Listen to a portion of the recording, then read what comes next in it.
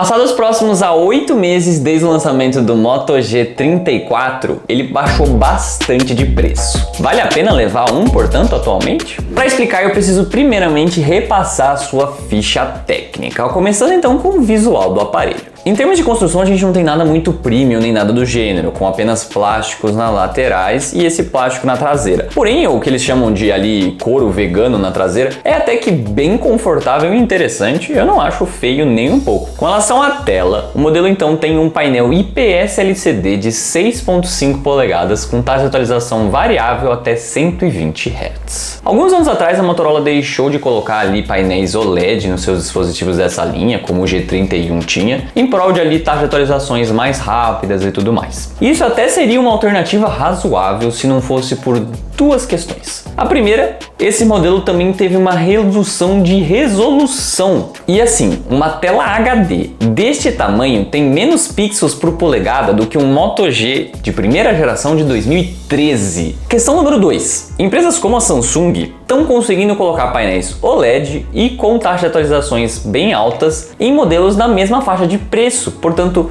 essa desculpa de que é melhor ter telas mais fluidas do que uma tela de melhor qualidade não cola se você conseguir fazer as duas coisas como outras empresas estão conseguindo. Para completar, o brilho máximo de 500 nits também realmente não impressionam. Mas pelo menos a gente tem sim alto-falantes estéreo no dispositivo, algo que não é comum nessa faixa de preço, que são de até muito boa qualidade. Passando para o processador, a gente tem aqui alguma coisa que me surpreendeu bastante até. O modelo tem o mesmo Snapdragon 695 do Moto G84, aparelho bem mais premium, mais caro e tudo mais. Atrelados aqui a 4 ou 8 GB de RAM, 128 ou 256 GB de armazenamento interno. Aqui eu queria fazer um breve parênteses apenas. A Motorola deu de colocar em anúncios desse produto como se o modelo tivesse 8 GB de RAM e 16 GB de RAM, falando que ele tem ali o RAM Boost. Memória virtual, que é essa memória Boost que eles estão falando, não é nem um pouco parecida com a memória RAM tradicional do dispositivo. Isso porque na verdade ele está usando ali parte do armazenamento como memória RAM, que é muito mais lento. O comportamento do modelo de simples, que de fato só tem 4 GB de RAM, não é nem um pouco parecido com o modelo que tem 8 GB de RAM propriamente dito. Enfim, eu vou falar um pouquinho dessa versão de entrada mais pra frente. Mas basicamente o modelo que eu tenho aqui é o de 256 GB e ele proporciona assim um desempenho bem competente para essa faixa de preço. No todo a gente conseguiu ali próximos a 450 mil pontos, que não é lá super impressionante, mas é condizente com a faixa de preço e proporciona um desempenho ali no dia a dia bem satisfatório. COD Mobile, por exemplo, roda em boas condições, não tem travamentos e eu percebi também que o modelo esquentou muito pouco, algo muito interessante. Passando para as câmeras, aqui a gente volta a ter um conjunto mais padrãozinho, nada demais. A câmera principal tem 50 megapixels, abertura 1.8, juntando 4 megapixels por padrão, resultando então em fotos ali de 12.5 megapixels. Além dessa lente, a gente também tem uma lente bem simplesinha macro de 2 megapixels. Eu sinto sinceramente falta de uma ultra-wide, mesmo que fosse uma simplesinha. Em termos de qualidade, a principal é sim competente, contando que você esteja em boas condições de iluminação. Iluminação ruim, ou mesmo fotos em movimento, graças ao fato de que não temos nada de estabilização ótica no modelo,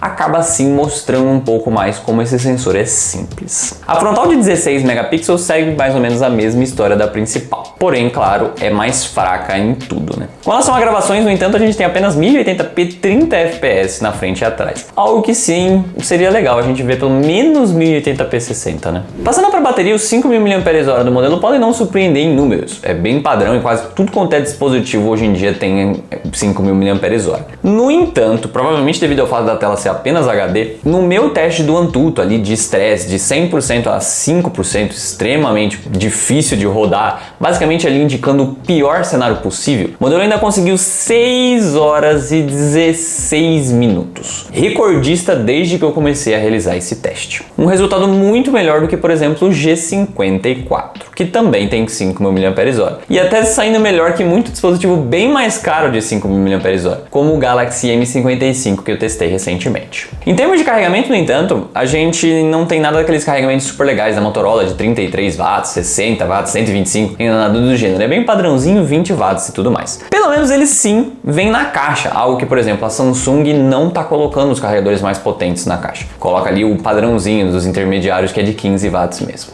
Antes de falar de preço de conclusão, alguns itens importantes só para mencionar. A gente tem entrada P2 no dispositivo ainda, algo que cada vez está mais raro mesmo em intermediários. Wi-Fi 5 GHz, Bluetooth 5.1, NFC, algo que também é fora do padrão, e 5G. Temos ainda Dual Chip e a possibilidade de expansão via micro SD. O sensor de impressão digital é dos mais normais ali no botão Power, nada demais, nada de na tela e nada do gênero. Em termos de software, o modelo veio de fábrica com Android 14. Ele inclusive deve receber o Android 15 em algum momento do futuro, mas provavelmente só o Android 15 mesmo. Vamos falar de preço então. O modelo, quando ele foi lançado aqui no Brasil, no início do ano, chegou custando ali a partir de R$ 1.399, chegando a R$ 1.699 nessa versão que eu tenho aqui. Caro demais, claro, para essa faixa de preço com tela apenas HD. Hoje eu encontro ali o modelo de 4 GB, né, o modelo de 128 GB na faixa dos 800, enquanto que o 256 fica ali na faixa dos 1.000.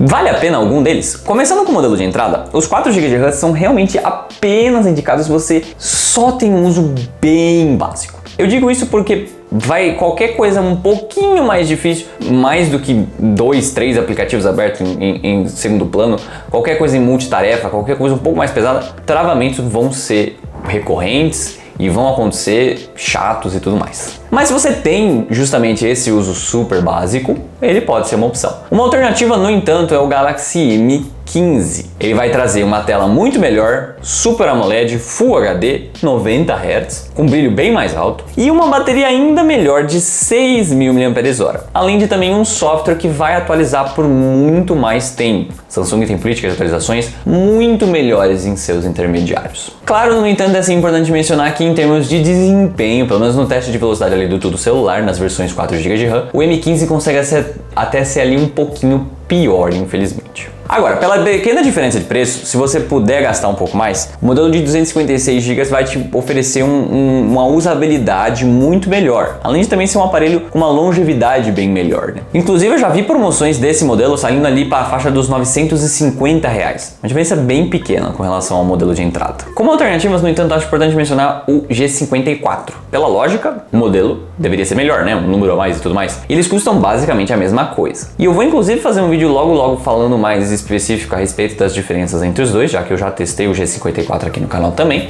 Mas de forma resumida, eu sinceramente acho que o G34 vale mais a pena pela bateria muito melhor e por esses processadores Snapdragon que acaba tendo otimizações em apps e tudo mais, às vezes um pouco melhores do que o MediaTek do G54.